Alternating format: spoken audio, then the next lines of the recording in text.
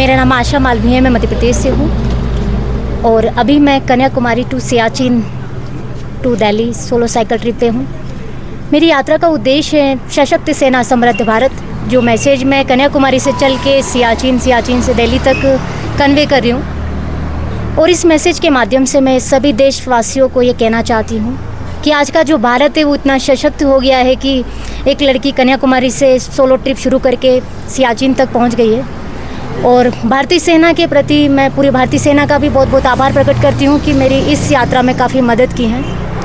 और सेना में भी मैंने ये देखा है कि महिला एम्पावरमेंट को लेकर आजकल हमारी भारतीय सेना में भी काफ़ी महिलाएं हैं जो एम्पावरमेंट की दृष्टि से देश के लिए एक बहुत बड़ा उदाहरण है।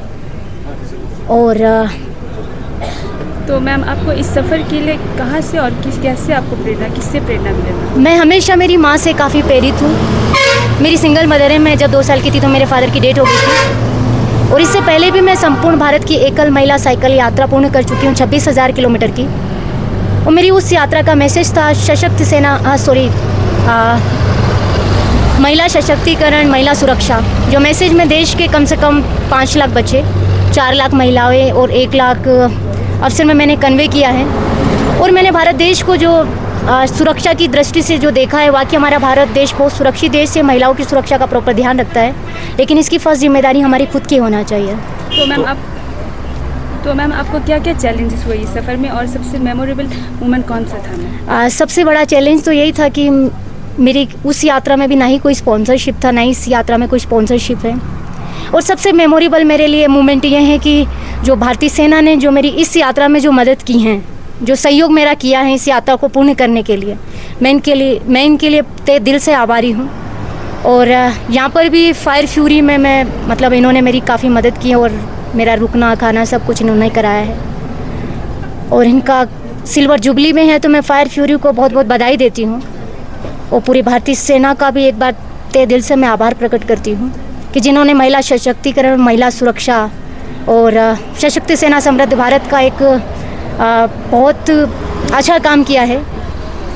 और मैं पूरे विश्व को भी ये संदेश देना चाहती हूँ कि आज का भारत या आज की महिलाएं वो महिलाएं हैं जो सियाचिन तक अकेले पहुँच गई है। तो मैम, एक्सपीडिशन के बारे में बताएं तो डेट कब और कहाँ या कब पहुँचे आप? इस यात्रा की शुरुआत मैं 24 जून को कन्याकुमारी से शुरू की हूँ और 26 जुलाई को मैं कारगिल विजय दिवस के उपलक्ष्य में कारगिल में थी।